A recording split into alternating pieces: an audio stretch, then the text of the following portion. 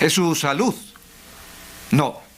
Esas cosas eventualmente se perdían. Así. Ayudaban inicialmente, pero al final se perdían. ¿Es su estructura familiar? No. Lo que nos capacita para sobrevivir es una visión del futuro. El significado de lo que nos falta por hacer. Una contribución que nos falta dar. Esto se convirtió en la base de su brillante autobiografía sobre estas experiencias llamada El hombre en busca de sentido. Un amigo suyo se sentía tan mal que quería suicidarse y Frank lo presionó. ¿Por qué no lo haces? Él dijo, porque si muero antes que mi esposa, la iba a hacer infeliz y miserable. Y la quiero mucho. Eso solo le dio sentido para sobrevivir. Y para constantemente hacerse esta pregunta, ¿qué está pidiendo de mí la vida en esta situación? No permitan que las cosas sobre las que no pueden hacer nada interfieran con las cosas sobre las cuales pueden hacer mucho.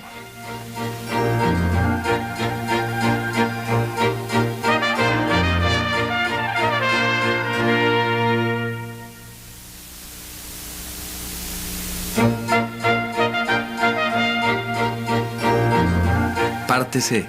Asumiendo responsabilidades. Una vez, mi hermano y yo fuimos a un cañón con un primo. Este primo estaba cortando leña, tenía un hacha. De pronto apareció una víbora. Él comenzó a perseguirla y le dio un hachazo. La cortó en dos. La cabeza le cayó aquí,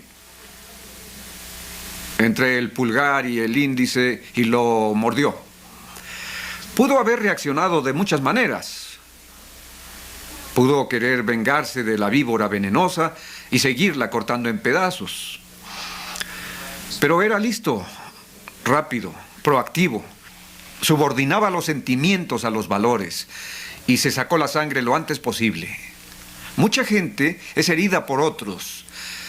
Esta herida duele, pero la herida real es ir tras la venganza, ir tras la víbora. Eso es lo que lleva el veneno al corazón. No es lo que la gente nos hace, lo que nos hiere en el sentido más fundamental. Lo que nos hiere es la respuesta que elegimos a lo que nos hacen. La gente reactiva quiere regresar y vengarse. Se rodean de gente que les masajee el ego y los valide y les dé evidencia adicional para justificarse y condenar a la persona que los lastimó, que les hizo daño. Mucha gente se reúne a diario para murmurar sobre los pecados de sus jefes. Y esto se convierte en el tema base del café o de la comida. Son altamente reactivos. La gente proactiva aprende a sacarse el veneno y siempre a perdonar. A perdonar y a olvidar. Resentimiento significa vivir una y otra vez lo mismo y alimentar el rencor. El efecto es llenarse con energía negativa, polarizarse, buscar autojustificación, buscar datos. Eso que queremos creer puede apoyarse fácilmente con datos. La forma de interpretar los datos. Como Eleanor Roosevelt lo dijo, nadie puede hacerte sentir inferior sin tu consentimiento. O como Gandhi dijo, nadie puede quitarte el respeto a ti mismo a menos que tú se lo des. La gente proactiva, que actúa con base en sus valores, sus propósitos, su visión, no rinde su poder, su libertad, su poder de elegir a las debilidades de los demás. Nunca debemos construir nuestra vida emocional sobre las debilidades de los otros. Si lo hacemos, nos debilitamos nosotros y alimentamos su poder para continuar complicando nuestra vida. Esto es mucho trabajo, particularmente para la gente que ha pasado toda su vida culpando de sus fracasos a otras personas. Una vez, una mujer se paró a la mitad de un grupo como este y comenzó a dar un discurso. Fue algo espontáneo. Luego sintió que era inadecuado, se apenó y volvió a sentarse. Pero no podía dejar de hablar con todos los que tenía a su alrededor, como si algo de lo que había aprendido le provocara una explosión emocional y tenía energía positiva. Se le veía en los ojos, en sus gestos, en su lenguaje corporal. En un receso hablé con ella. ¿Qué te pasó? Pues no tienes idea de lo que ese hábito o principio de ser proactivo significa para mí. Soy enfermera de tiempo completo de la persona más miserable y desagradecida que te puedas imaginar. Ni siquiera acepta conocerme, no demuestra ningún aprecio. Las otras enfermeras se sentían igual, casi nos poníamos a hablar de su muerte, esperándola, deseándola, mientras lo cuidábamos. Y que tú tengas las agallas de decir que yo elijo ser miserable. Por favor, yo no lo elegí, él me hace infeliz. Pero luego me di cuenta de lo dependiente que soy, de cómo he rendido mi poder a esta conducta miserable. Luego dijo, en cuanto me tragué esa enorme, gigantesca y amarga píldora, entendí y me dije, un momento, si elijo ser miserable, puedo elegir lo contrario. Salí de la prisión, fui liberada, por eso me paré y quería decírselo a todos. Quería proclamar mi libertad. No podía contenerme, no te puedo explicar lo que significa. Entre lo que nos sucede, el estímulo, y nuestra respuesta al estímulo, radica la libertad.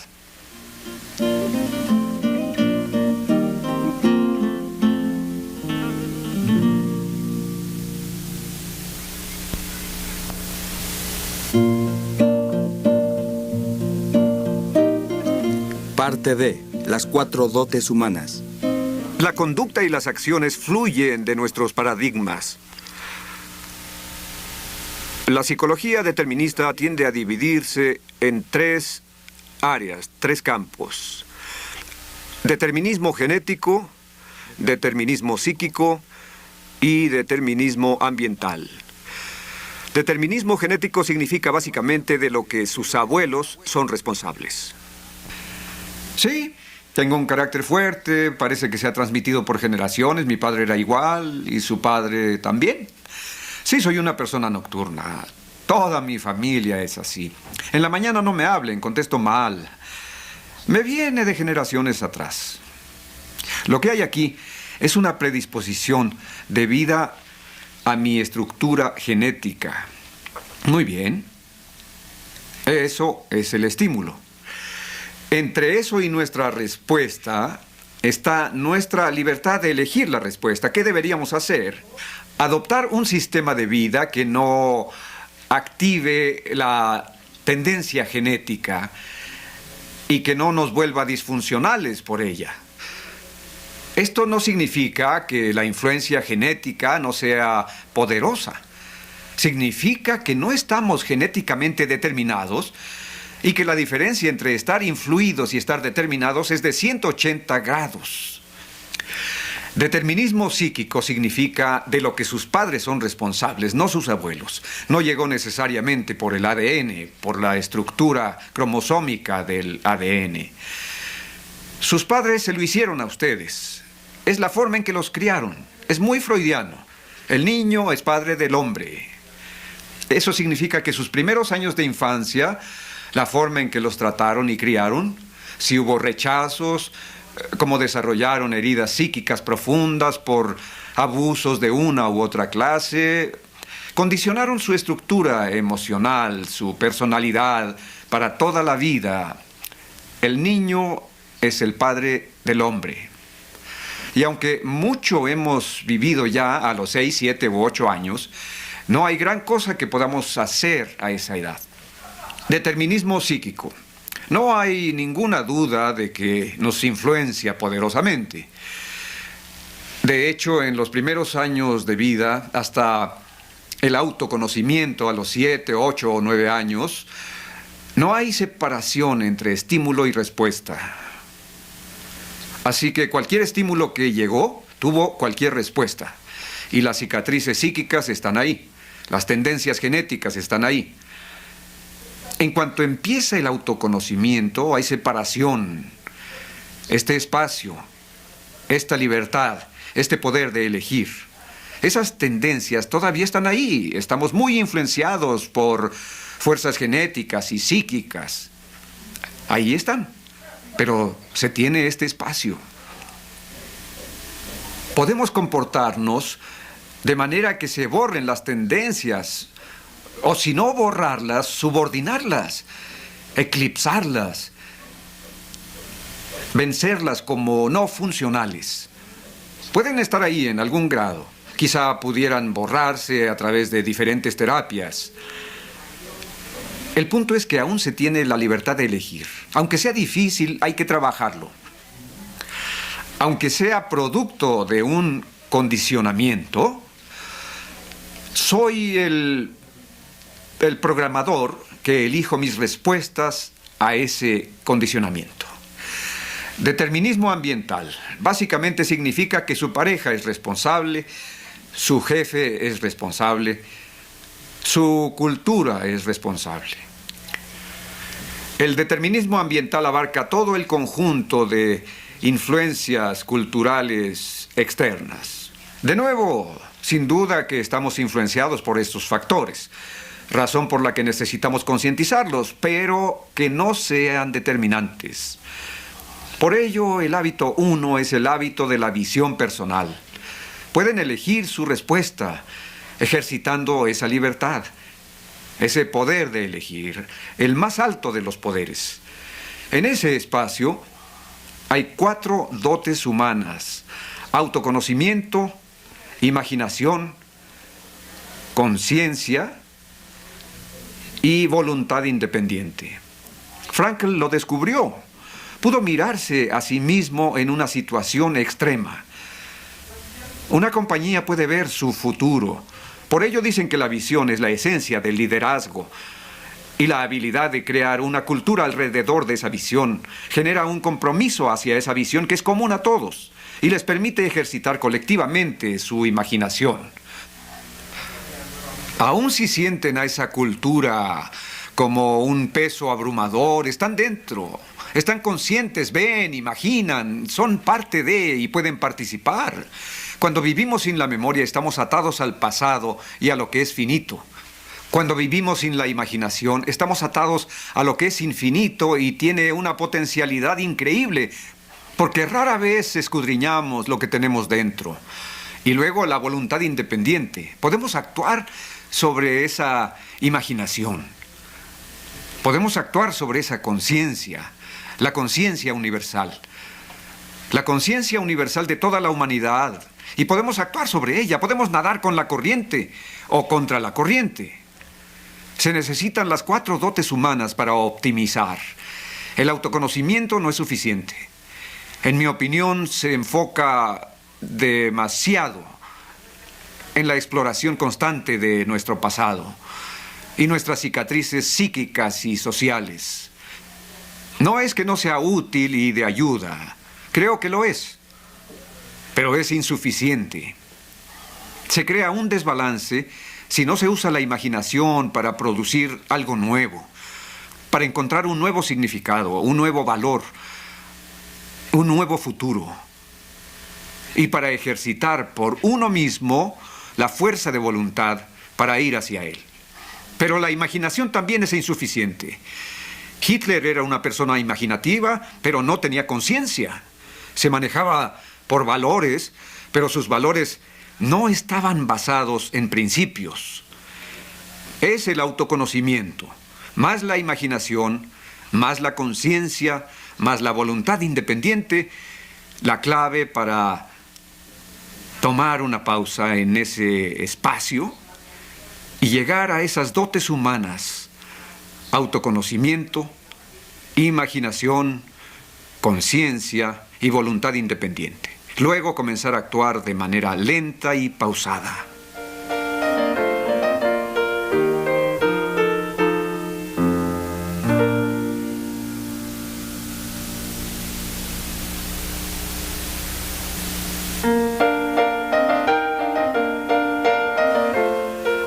Parte E. Círculo de influencia.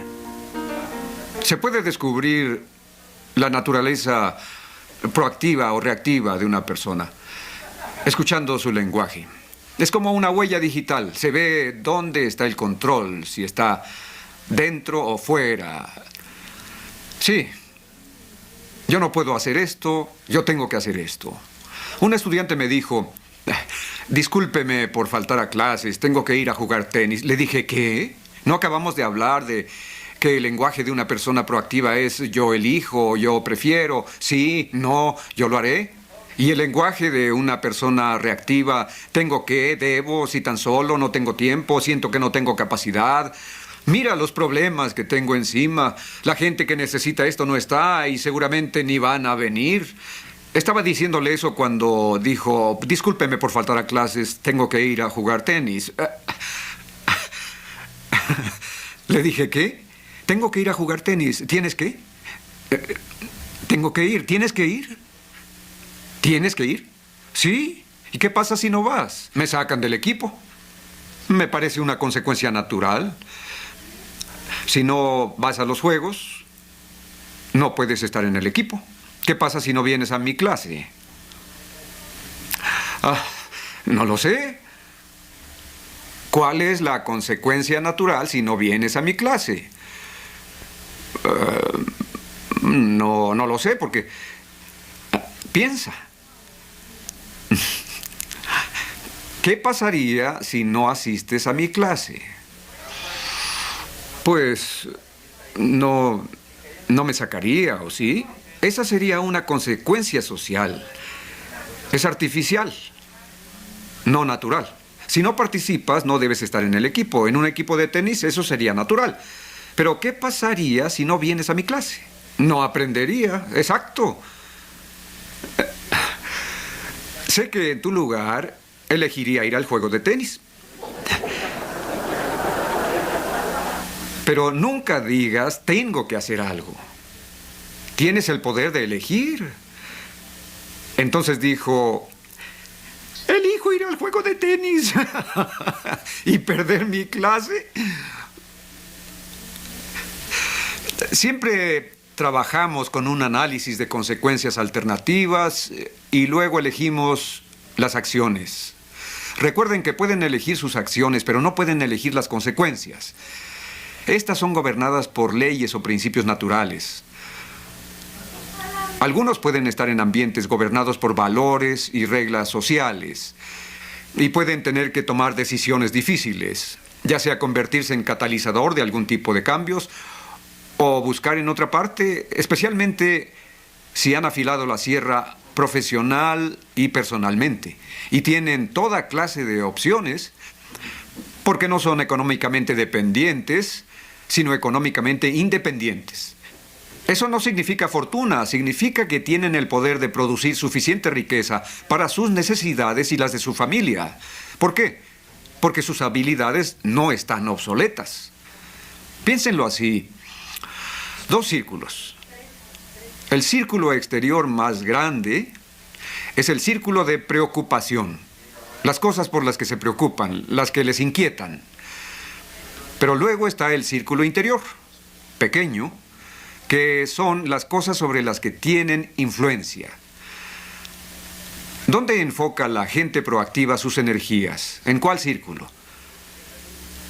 ¿En el interior? ¿Dónde enfoca la gente reactiva sus energías? En el exterior.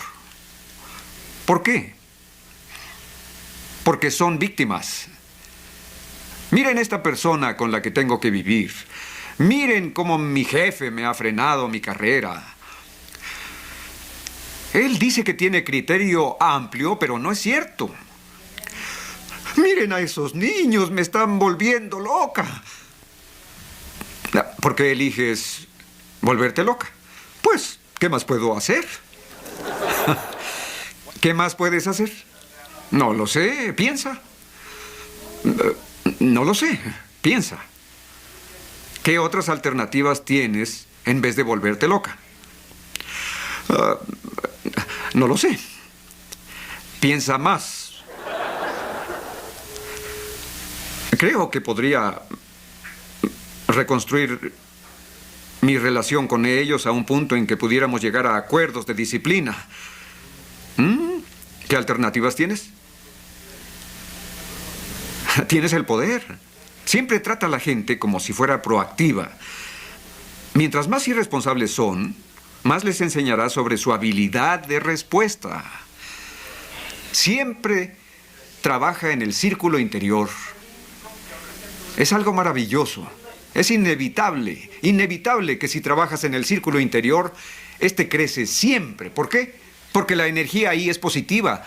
Estás haciendo algo en el borde externo del círculo interior y ganas más confianza con las demás personas por cómo las tratas, la forma en que haces y cumples promesas, la forma en que te disculpas cuando cometes errores, la forma de reunir retroalimentación, la forma de darla antes de intentar jugar a Dios en la vida de alguien.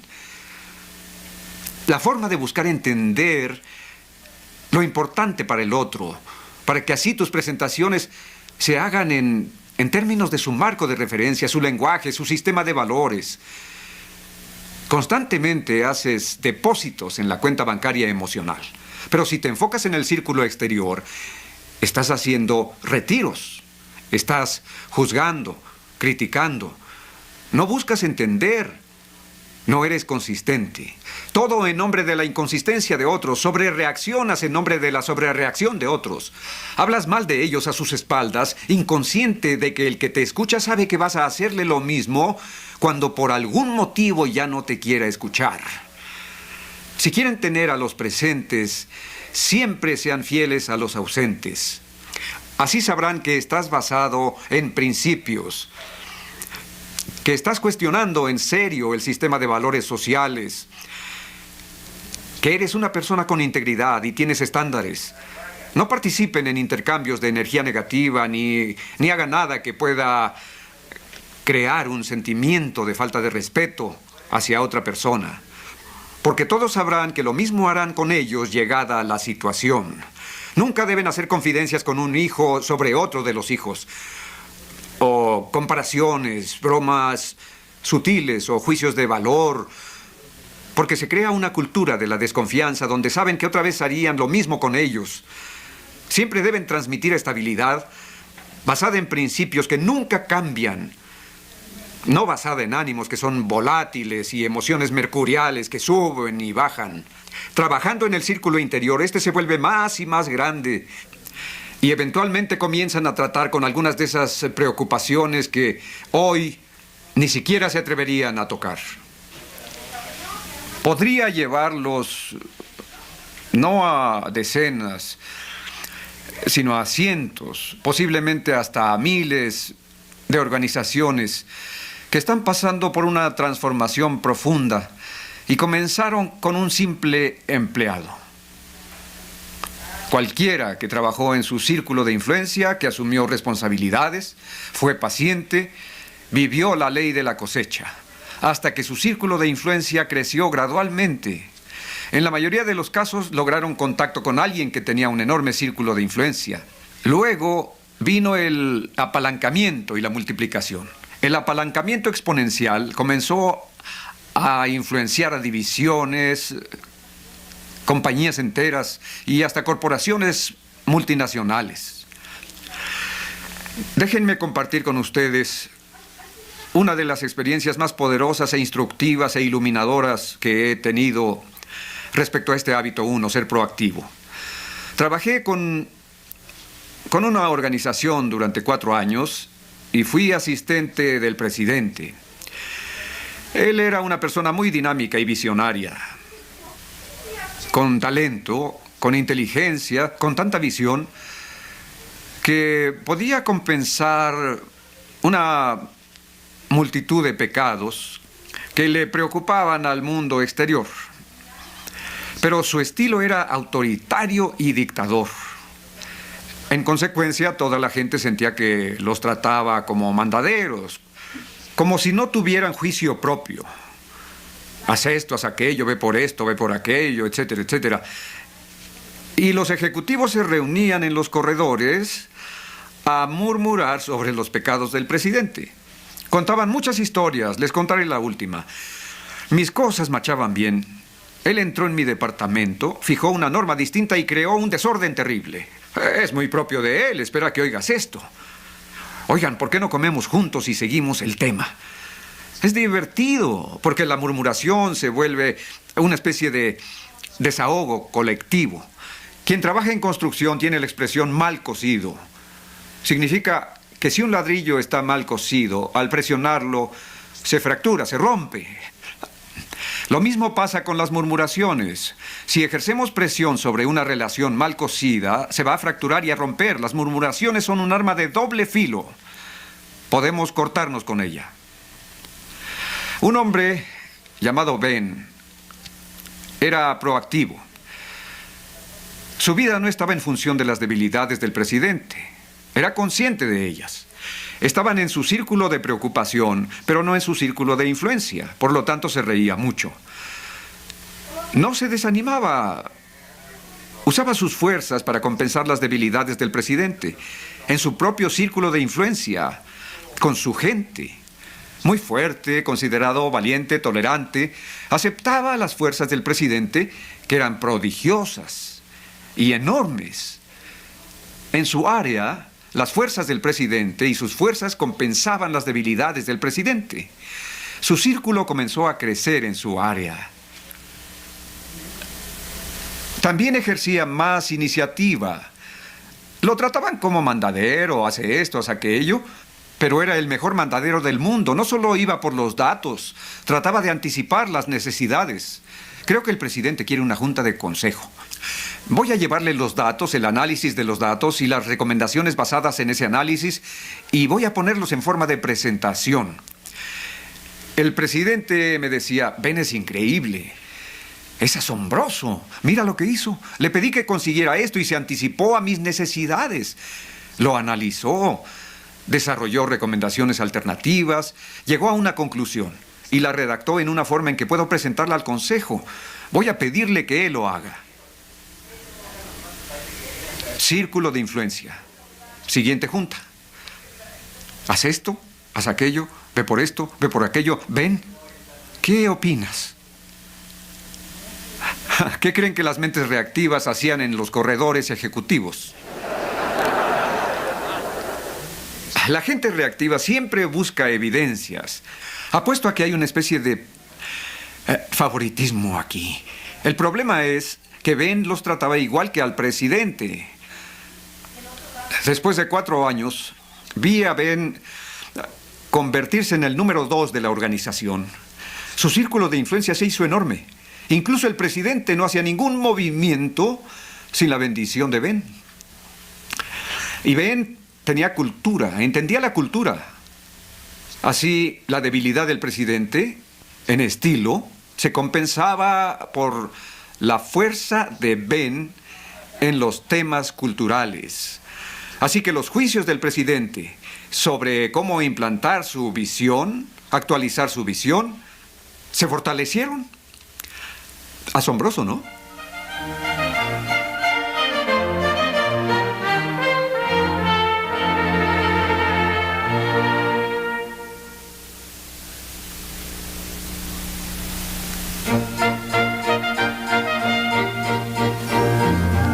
Parte F. Convertirse en figura de transición. Alguien llegó una vez a decirme: quizá puedas ayudarme, me gusta este seminario, pero no sé, en mi matrimonio ya no hay sentimientos. Y pues estamos preocupados por los niños. Yo le dije: ama a tu esposa. Como te dije, ya no hay sentimientos, no hay amor. ¿Alguna sugerencia? Ámala. ¿Cómo puedes amar cuando no amas? Amar es un verbo. El amor, el sentimiento, es el fruto de amar, que es el verbo. Estudien a los grandes de la literatura que han perdurado en todas las civilizaciones y sociedades y muéstrenme dónde el amor es un sentimiento. Lo es solo en la cultura de Hollywood. Amor, el sentimiento es un fruto. Observen el amor que una madre siente por el nuevo bebé que acaba de traer al mundo. Ella produjo el amor que siente, se sacrificó. Amar es un verbo, primero que nada, luego un sentimiento. Perdonar es un verbo. Olvidar es un verbo. He visto muchas relaciones reconstruirse con solo una de las partes, cultivando estos músculos proactivos. Y esos músculos hay que ejercitarlos, igual que si hicieran lagartijas. No pueden desarrollar músculos de un día para otro. Hay un precio que debe pagarse y requiere paciencia. Inténtenlo por 30 días. Prueben este concepto de proactividad por 30 días. Trabajen solo en el círculo interior por 30 días y sonrían sobre el resto. En cualquier relación, sean luz, no jueces. Sean modelos, no críticos, por 30 días. Muchos no podrían hacerlo más allá de una noche, porque son adictos a ser víctimas y a absolverse de responsabilidad. Si no soy responsable, ¿qué soy? Irresponsable. Es más fácil psicológicamente decir no soy responsable que decir soy irresponsable. Pero luego negamos la visión de uno mismo, que tenemos el poder de elegir respuestas. Por 30 días, díganse, siempre que pienso que el problema está afuera, ese es el problema. Esta prueba de 30 días demostrará el poder pragmático de ser proactivo. Siempre tendrán que tomar iniciativas. Van al trabajo, el lugar es un desastre, no dicen nada, no hablan mal de nadie, arreglan todo, con sonrisas y buen humor. Y luego tienen una charla con la persona cuyo trabajo acaban de hacer. Ustedes no se someten, pero tampoco se rinden. Son amables, quiero escucharlo primero. ¿Qué pasó? Respetan a la persona, tienen el poder de elegir su respuesta. Háganlo por 30 días. 30 días. ¿Cuál es el riesgo, amigos? Uno de los riesgos iniciales cuestionarán su sinceridad. Tanta amabilidad me sorprende. ¿Esto es lo que aprendiste? ¿Fuiste a un seminario sobre paternidad? Pensé que era un seminario de administración. Piensen en la recompensa. Pueden convertirse en una figura de transición en su familia. ¿Saben qué significa eso? ¿Cuántos ven tendencias en ustedes mismos que no les satisfacen? ¿Cuántos ven esas mismas tendencias en sus hijos? ¿Cuántos tienen nietos y los ven seguir esas mismas tendencias? ¿Cuántos ven algunas de esas tendencias en sus padres? ¿En sus abuelos? Yo me fui a 5 generaciones. ¿Saben qué es una figura de transición? Es una figura que detiene la transmisión de esas tendencias. Las detiene, no pasan a sus hijos.